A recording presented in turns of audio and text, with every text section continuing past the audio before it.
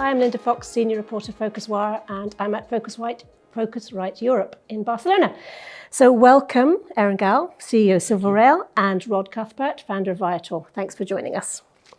So I want to talk just first briefly about the state of funding. Do we think it's at the right level now? Has it kind of normalized? Obviously, startups are having a hell of a struggle. Start with you, Aaron. Well, I think the most important lead indicator are the funds, right? So if you look at the people who've been in the travel space, Lakestar raised $650 million. General Catalyst, that's been in the space for a long time, just raised $6 billion. Mm-hmm. Excel, who backed my first company, just raised $650 million. So it's good to see them doing that. And I talked to Sonali at Excel about it. What was most interesting was historically they would have done growth stage and early stage. Yeah. And what they've now said is that it's all early stage only, $1 million to $20 million checks.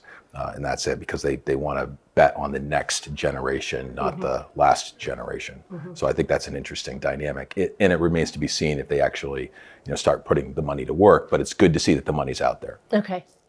Rod, similarly, you're an investor. Not at that level.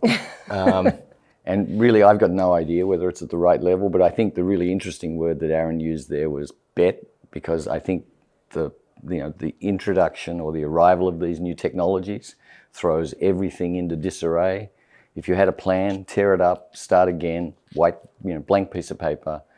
Anybody who is super confident about investments they're making today in our space should dial that confidence down a little bit and be a lot more cautious, I think. Yeah. I think that's right. And I think because there's not enough proof yet of models that are actually working, you just never know which one's going to. So I think they're going to make a lot of bets. The stat I'd actually heard was that there's 10 trillion that's already been invested in the AI space, and less than 10 billion of revenue collectively has been pulled out of it. So it's over 100x the investment sitting out there. So it all remains to be seen if people can actually turn this into real value in the marketplace, and no one's really done it yet. And if no one really knows, then how do kind of investors, where do they get their information from? How do they kind of place those bets, inevitably? They're making it up right now. Yeah. Right. The so-called experts, really, that's, you're going out on a limb to try and be an expert about this stuff now. We are in the first 5 minutes of many years of trying to understand how this is going to play out. Yeah, I heard someone referring to us all as infants the other day when it comes to AI, which is super interesting. So just sticking with that for a minute, how overhyped are we about AI in travel? When does it start to sort of normalize, to kind of settle down, do you think? I think it is overhyped in the sense that everybody's trying something, but nobody has actually proven anything out yet. And almost all of it at the moment is in the discovery and itinerary layer, right? So you got Mindtrip getting funded and a few other companies like that. Everybody's talking about what they're going to do with AI, but it remains to be seen how that really changes things. And my own personal view is I actually do think it's a bit of hype. The best way to, the last generation of great companies that came out that did discovery was Kayak, right? So this is in some ways just the next version of how do you find information. Right, it's just tweak the value has to come from if it actually turns into conversion, and conversion is revenue, right? So if Expedia comes out and says conversion's gone up 50%, then absolutely it's a great bet. But it's a TBD on actually what does it actually do for you to create revenue? And nobody knows. No, and surely the bets have to be on at least in the short to medium term, have to be on the productivity side, somewhere behind the scenes, the plumbing, right? Yeah, I think that the most likely initial gains will be in areas like customer service, which are below the radar. Right now, a lot of customers would like to talk to somebody on the phone when they've got a problem, and that just doesn't scale. You can't hire enough people to do that, but it certainly scales if you're using one of those, voice-powered chatbots. And we've seen how incredibly good they can be. They sound like a real person. They and ah a little bit. Rod's right. I think the place that we'll see the value show up first will be in a year or so, those P&Ls of Expedia and the people who have big cost structures, they're going to get some of those costs down. It's going to show up in their earnings. I will tell you that my husband had what he thought was a chatbot customer service. And he said, I actually just want to speak to a person. And the guy goes, I am a real person, sir. And it went from there. Okay, I want to talk a bit about Google. You just announced them as a partner. Yes. You've just done a piece with Sue Hewitt about how did we kind of let them get to this kind of influence and power in travel. So we've got Google Maps, and talk of that being the starting point for travel. Is that a good thing from your perspective, Aaron?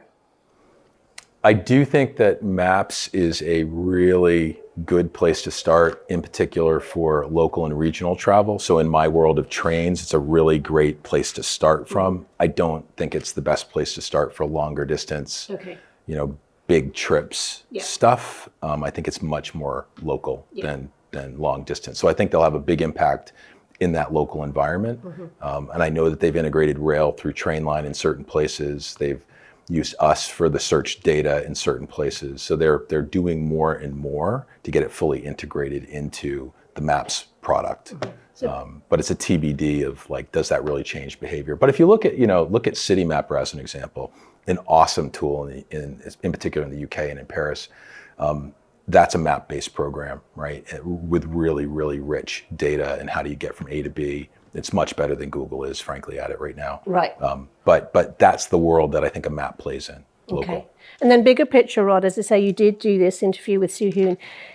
Do you clearly think that Google is creating problems, not solving problems? Well, it's not that, and I do feel a bit like a broken record on this. Well, you took over from Bobby Healy. He used to always say about the power of Google, and we've got to stop. We're, eating our own lunch, whatever the expression is. And privately, there are plenty of people in the industry who feel exactly as I do about this, but they're constrained from saying something because they have a PR department and they're a publicly listed company or whatever.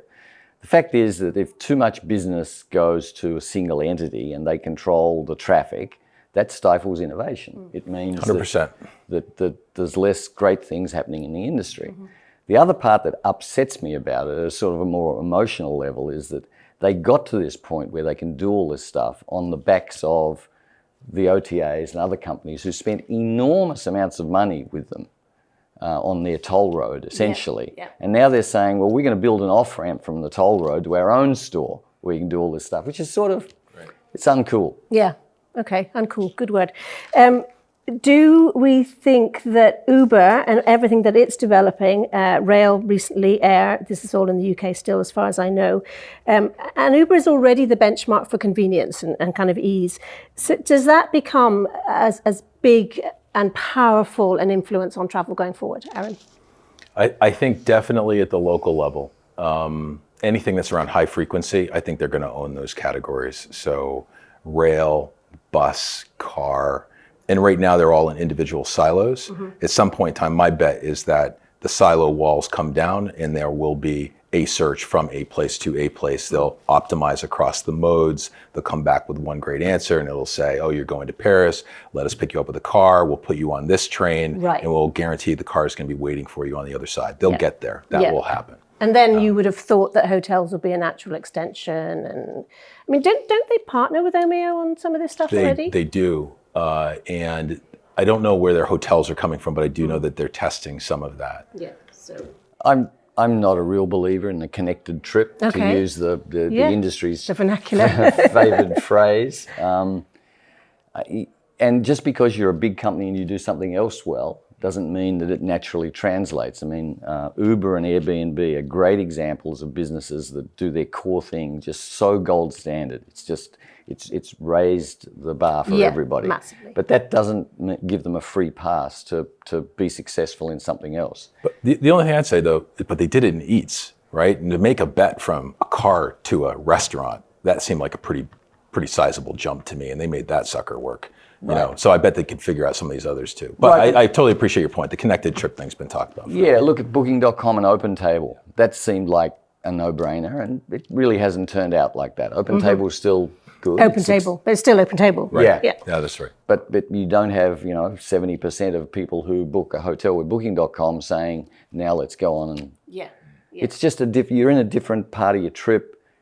You do things separately. But I do wonder if, because we're so used to taking our phone out and booking an Uber, so it sort of already has that in-trip capture, if that will spur it on to these other elements maybe. I think there's also the fact that just as individuals, we don't like to give all of our business to, I mean, everybody uses Amazon all the time, and a lot of people complain about, oh God, I'm always giving all my business to Amazon, right? There are alternatives for booking travel, and I think a majority of the market see choice as a good thing. Yeah, okay. So as we're just touching on rail and on Uber and kind of ground transport in generally, and that's your business, what is actually changing? What's still challenging? Are we moving on? Well, I'll take it from the rail perspective. One of the things that we're seeing, and you heard this up on stage at the rail panel that they did this morning, every single one of those rail operators talked about adding door-to-door, and that it's not about a station to a station, but it's about the whole trip. Yeah. And so they're all adding mobility as a service essentially on the end, or adding in Uber. Now, we also power a number of carriers for all of their rail retailing. So we're running the search and the e-commerce, and we are adding in that true door-to-door product. So we run all of the small country, but in Wales, we run Welsh Rail. They put out a whole project supported by us and another big systems integrator to add door-to-door and actually book all the other modes, you know, so bus and car and other things like that. So it's good to see actual capital going into it. And there are several other big projects that are also adding in these modes. SNCF's already done a bunch of this stuff. So one little area from a rail perspective is you are seeing kind of the end-to-end trip being able to be at least planned and mostly booked through some of the big entities like that. So that's a real change. Are consumers beginning to do that? Yeah, the take-up's pretty high. I mean, we do it in Sweden. We already do multimodal up there with SJ Rail. And the taxis have big pickup. You know, you're coming into a station, you want to know a taxi's available, and you can book it in advance. Okay. Yeah, that works really well. So looking at kind of all the pieces of the puzzle, because following that panel, somebody put on LinkedIn that is now therefore the time, if you've got the rail operators, as you say, doing the last mile door to door rather than point to point, if we've got all of the ease and convenience of an Uber and some of the things that Google Maps is doing, so we've got the information, we've got the ease of booking, payment, etc., and we're beginning to have these kind of combined with digital wallet, is now the time that we get this convergence of all these things and we see something that perhaps is truly innovative and really addresses some of the challenges. I'll start with you, Rod. It's a big question, I know. Yeah, it's a big question, and I think we're going to start with, booking rail historically has always been seen as something that's pretty tricky, pretty complex to do. It's harder, and actually still is. It's a frustrating process. It's incredibly still. frustrating. Yeah, and for an American coming to Europe and trying to figure out, well, when do I find out what platform it is, and there's multiple trains coming along that platform, and where do I?